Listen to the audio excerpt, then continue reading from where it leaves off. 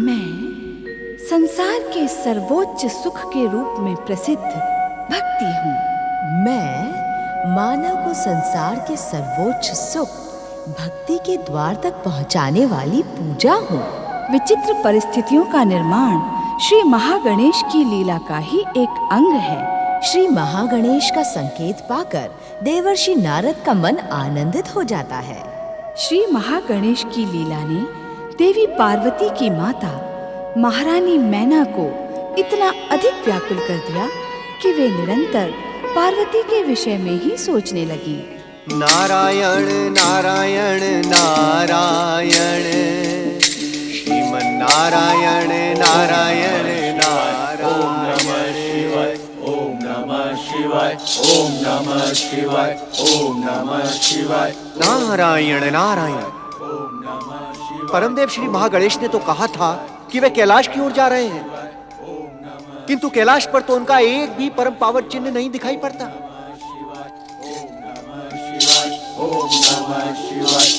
भगवान भोलेनाथ अपनी समाधि में लीन है और माता पार्वती भी दिखाई नहीं दे रही है। तो कहां गए होंगे परमदेव श्री महागणेश? नारायण नारायण।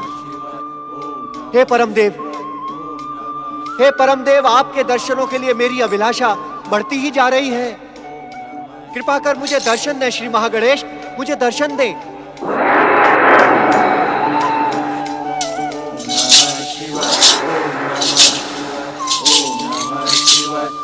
ओम नमः शिवाय, ओम नमः शिवाय, ओम नमः शिवाय, ओम नमः शिवाय, ओम नमः शिवाय, ओम नमः शिवाय। नारायण नारायण।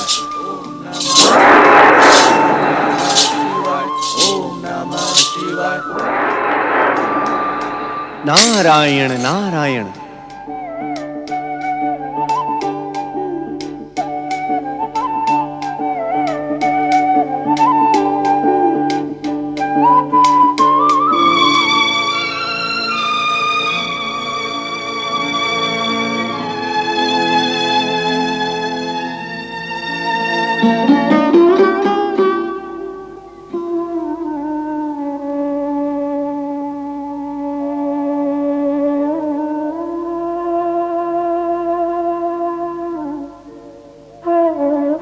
सर्व मंगल मांगल्ये शिवे सर्वार्थ साधिके शरण्ये त्र्यंबके गौरी नारायणी नमोस्तुते।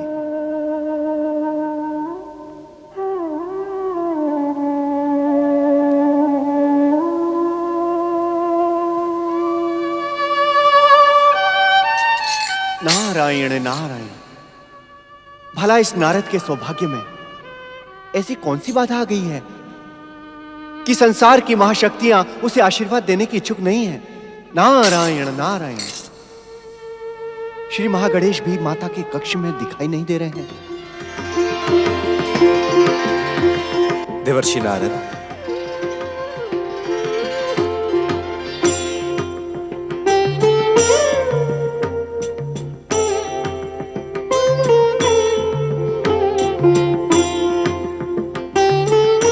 देवर्षि नारद,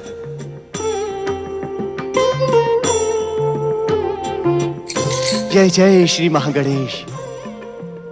आप मुझे ही ढूंढ रहे हैं ना देवर्षि? परंतु मैं ढूंढने पर भी आपको दिखाई नहीं दूंगा। नारायण नारायण। ऐसा क्यों प्रभु? क्या आप अपने आशीर्वाद से इस नारद के सौभाग्य कोष में वृद्धि करने के इच्छुक नहीं हैं? बात ये नहीं है देवर्षि। नारायण नारायण। श्री महागणेश, तो बात क्या है? देवर्षि, आपको भली भांति ज्ञात है कि माता पार्वती के पुत्र के रूप में मेरे दिव्य अवतार धारण करने का समय अब निकट आ गया है। नारायण नारायण। जय जय श्री महागणेश। आपके दिव्य अवतार धारण की प्रतीक्षा तो ये संसार ना जाने कब से कर रहा है प्रभु, किंतु मेरा कहा आप क्षमा करें। आपके अवतार धारण करने से मुझे दर्शन ना मिलने का क्या संबंध है प्रभु? संबंध है देवर्षि। अब मेरे प्रत्यक्ष दर्शन माता पार्वती के पुत्र रूप में दिव्य अवतार लेने तक किसी के लिए संभव नहीं होंगे। मैं समझ गया प्रभु। अर्थात आपके अवतार धारण करने का शुभ अवसर अति निकट आ गया है। नारायण नारायण। किंतु परमदेव, क्या आपने माता पार्वती को आश्वस्त किया है? हमने अपने वचन का पालन किया है, किंतु आप हमारे वचन पर शंका क्यों कर रहे हैं देवर्षि? नारायण नारायण, शंका नहीं प्रभु, ये तो मैं जिज्ञासावश आपसे पूछ रहा हूं। भला आपके वचन पर शंका करने का दुस्साहस ये दीनहीन नारद कैसे कर सकता है? किंतु प्रभु मैं... किंतु क्या देवर्षि? हे श्री महागणेश, यदि आपने माता पार्वती को आश्वस्त किया होता तो माता पार्वती इस समय ध्यान में खोई ना रहकर आपको पुत्र रूप में पाने के आनंद से आनंदित होती। कैलाश पर शांति एवं नीरवता के स्थान पर माता का ममतामय स्वर गूंज रहा होता। नारायण नारायण। उद्विग्न ना हो देवर्षि, देवाधिदेव महादेव का यह कैलाश शीघ्र ही माता और पुत्र के अलौकिक और निश्चल प्रेम का साक्षी बनेगा। नारायण नारायण। हे श्री महागणेश, इतना तो आप बता दें कि यह शुभ सूचना सुनकर भी माता पार्वती किस ध्यान में खोई हुई हैं? हमारे ही ध्यान में खोई हैं देवर्षि, परंतु विधि के विधान के अनुसार हम माता पार्वती के गर्भ से अवतार नहीं लेंगे। नारायण नारायण। अर्थात श्री महागणेश, हमारा अवतार विचित्र परिस्थितियों में होगा देवर्षि। विचित्र परिस्थितियों में प्रभु? अर्थात? विचित्र परिस्थितियों का रहस्य हम इस समय आपको बताने के इच्छुक नहीं हैं, क्योंकि रहस्य बता दिया गया तो उसकी विचित्रता का अंत हो जाएगा। नारायण नारायण। परमदेव, इस जिज्ञासु नारद पर कुछ तो कृपा करें, अन्यथा आपके रहस्य को जानने के चक्कर में इस नारद के हृदय को शांति नहीं मिलेगी। देवर्षि, इस समय तो आप अपने चित्त की शांति के लिए इतना ही समझ लें कि हमें उन विचित्र परिस्थितियों को उत्पन्न करने का उपाय शीघ्र ही करना होगा। शीघ्र? अर्थात? अर्थात आपके प्रश्नों से मुक्ति मिले तो हम विचित्र परिस्थितियां उत्पन्न करने का उपाय करें। नारायण नारायण। क्षमा क्षमा श्री महागणेश, क्षमा। हम विचित्र परिस्थितियां उत्पन्न करने जा रहे हैं देवर्षि। विचित्र परिस्थितियां भी महागणेश की लीला का ही एक अंग थी। श्री महागणेश की इस लीला का सीधा प्रभाव देवी पार्वती के माता पिता पर होना निश्चित था। महागणेश ने पार्वती की माता महारानी मैना को इतना व्याकुल कर दिया कि वे निरंतर पार्वती के विषय में सोचने लगी। महारानी मैना की अत्यधिक व्याकुलता को देखकर निश्चित ही हिमालय राज का चिंतित होना स्वाभाविक था। चिंतित हिमालय राज मैना को ढूंढते हुए उद्यान में पधार रहे हैं। महाराज हिमालय आज ये उद्यान में पधार रहे हैं।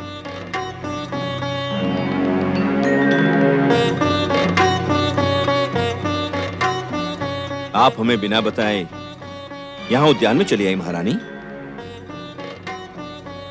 महारानी, आप किन विचारों में खोई हुई हैं? महाराज, आप अपने राजकाज में इतने अधिक व्यस्त हो गए कि आपको अपने प्राणों से भी प्रिय पुत्री पार्वती का स्मरण नहीं रहा। ये आपने क्या कह दिया महारानी? मेरे जीवन का तो एक भी क्षण ऐसा व्यतीत नहीं होता जब मैं अपनी प्रिय पुत्री पार्वती का स्मरण ना करूं।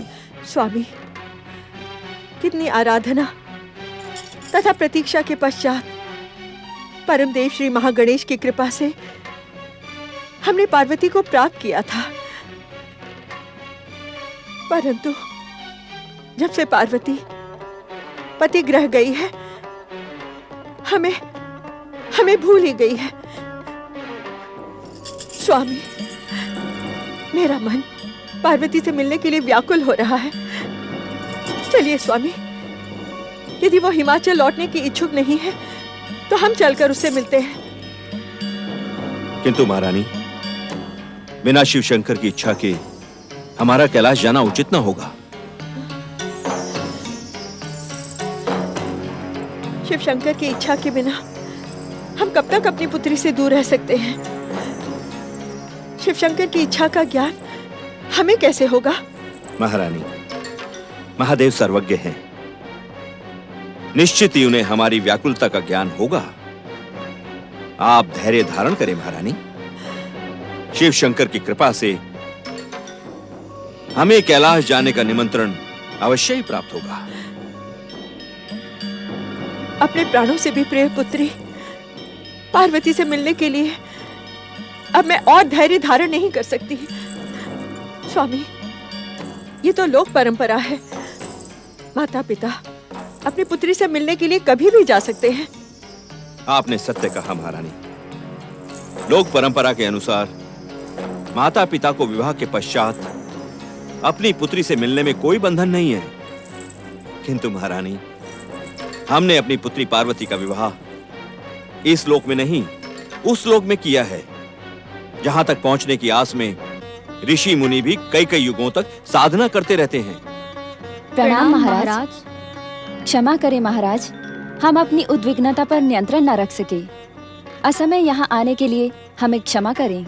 पार्वती की प्रिय सखियों जया और विजया, ऐसी कौन सी उद्विग्नता थी जिसके कारण आप दोनों को इस समय हमारे सम्मुख उपस्थित होने का निर्णय लेना पड़ा? महाराज, अपनी प्रिय सखी पार्वती से मिलने के लिए हमारा मन अत्यंत व्यग्र है। हाँ महाराज, सखी पार्वती के बिना हमारा जीवन शून्य दिखाई पड़ रहा है। हमें अपनी प्रिय सखी पार्वती से मिलने के लिए कैलाश जाने की आज्ञा दे महाराज। हम पर कृपा करें महाराज। यदि शीघ्र हमें प्रिय पार्वती के दर्शन न मिले तो हम व्यग्रता में अपने प्राण त्याग देंगी। जया, विजया, महारानी मैना भी इस समय पार्वती से ही मिलने की बात कर रही थी। क्या तुम दोनों को हमारे वार्तालाप का ज्ञान था? नहीं महाराज, हमें आपके वार्तालाप का तनिक भी ज्ञान नहीं था। सत्य तो ये है महाराज कि कई दिनों से हम कैलाश जाने की योजना बना रहे थे, परंतु आपसे आज्ञा प्राप्त करने का साहस नहीं हो रहा था। हमें आज्ञा दे महाराज। हम प्रिय सखी पार्वती से बिना मिले अब जीवित नहीं रह सकेंगी। महाराज, ऐसा प्रतीत होता है कि शिवेच्छा के कारण ही जया विजया के भीतर पार्वती के दर्शनों की व्यग्रता जन्मी है। इन्हें आज्ञा दे महाराज। इनके कैलाश जाने से हमें शिव शंकर की इच्छा का ज्ञान प्राप्त होगा। शिव शंकर की इच्छा का तो प्रश्न ही नहीं है महारानी। हम तो शिव जी की आज्ञा लेकर प्रिय सखी पार्वती को यहाँ लेकर आएंगे। जया, पार्वती शिव से अभिन्न है। संभव है शिव शंकर पार्वती को यहाँ भेजना स्वीकार न करें। ऐसी स्थिति में तुम मुझसे निवेदन करना कि हम दोनों भी पार्वती से मिलने को व्यग्र हैं। आप धन्य हैं महारानी। कैलाश जाने की अनुमति देकर आपने हमारे प्राणों की रक्षा कर ली। आपकी जय हो महाराज। आपकी जय हो महारानी। महारानी, परमदेव श्री महागणेश की कृपा का चमत्कार देखा आपने? परमदेव श्री महागणेश की कृपा से पुत्री पार्वती से मिलने का मार्ग स्वयं ही बन गया।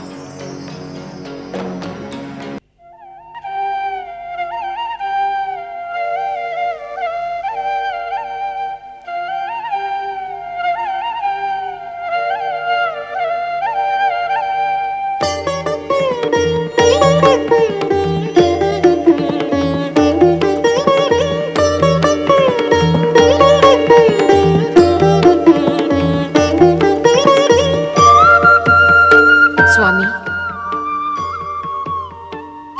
आप बहुत लंबे समय तक मौन हैं। न जाने किन गंभीर विचारों में खोए हैं। क्या मैं आपकी इस गंभीरता का कारण जान सकती हूँ? देवी सरस्वती, कभी कभी हम अपने बनाए विधान पर स्वयं ही चकित हो जाते हैं। इस समय हम आप त्रिदेवियों के विषय में ही विचार कर रहे थे। हम त्रिदेवियों के विषय में सोचने की क्या आवश्यकता आप पड़ी है स्वामी? नारायण नारायण। प्रणाम परमपिता। प्रणाम माता। तुम जो जिज्ञासा लेकर ब्रह्मलोक आए हो नारद, वही जिज्ञासा देवी सरस्वती के मन में भी उठ रही है। नारायण नारायण। तब तो परमपिता मेरी जिज्ञासा का निश्चित ही समाधान हो जाएगा। नारायण नारायण। चतुर नारद, देवी सरस्वती की आड़ में तुम अपनी जिस जिज्ञासा का शमन करवाने के इच्छुक हो वो तो श्री हरि विष्णु पहले ही कर चुके हैं। अब उससे अधिक तुम हमसे क्या जानने के इच्छुक हो नारद? देवर्षि, आप श्री हरि विष्णु के श्रीमुख से हम त्रिदेवियों के विषय में क्या सुनकर आए हैं? तनिक मुझे भी तो बताएं। नारायण नारायण परमपिता, इस प्रश्न का उत्तर तो आप ही दें। कृपया मुझे इस धर्म संकट में ना डालें। नारायण नारायण, सत्य तो यही है परमपिता कि मैं यही ज्ञात करने आया था कि आपने त्रिदेवियों के विषय में ऐसा विचित्र विधान क्यों बनाया है। नारद, अपने अज्ञान में तुम हमारे द्वारा निर्मित विधान को विचित्र कहकर हमारी उपेक्षा कर रहे हो। क्षमा परमपिता, क्षमा परमपिता। अपनी जिज्ञासा की उद्विग्नता में मुझसे भूल हुई है। मेरी भूल पर मुझसे रुष्ट न हो परमपिता। मुझे अज्ञानी और मूढ़ बुद्धि समझकर क्षमा करें परमपिता, मुझे क्षमा करें। नारद, परम देव श्री महागणेश की इच्छा संसार में हर विधान प्रकृति, धर्म, सभ्यता, संस्कृति और संसार के हित में ही निर्धारित किया जाता है। इस कारण त्रिदेवियों के संबंध में निश्चित विधान पर प्रश्न अथवा तर्क करना अनुचित है। नारायण नारायण। श्री हरि विष्णु ने तुम्हें प्रतीक्षा करने का परामर्श दिया था ना? श्री हरि के परामर्श को आदेश मानकर प्रतीक्षा करना ही तुम्हारे लिए उचित होगा नारद। जो आज्ञा परमपिता। प्रणाम माता। नारायण नारायण नारायण, श्रीमन नारायण नारायण नारायण। ब्रह्मदेव, देवर्षि नारद भी अधूरी बात कहकर चले गए। अब आपको मेरी जिज्ञासा का समाधान करना ही होगा। देवी सरस्वती, अपनी जिज्ञासा के समाधान के लिए आपको श्री महागणेश के दिव्य अवतार धारण करने तक प्रतीक्षा करनी होगी। ऐसा क्यों स्वामी? ज्ञान और विद्या की अधिष्ठात्री देवी सरस्वती, हम इस समय आपकी जिज्ञासा का शमन करने में विवश हैं और हमें विश्वास है आप हमारी व्यवस्था को अन्यथा नहीं लेंगे।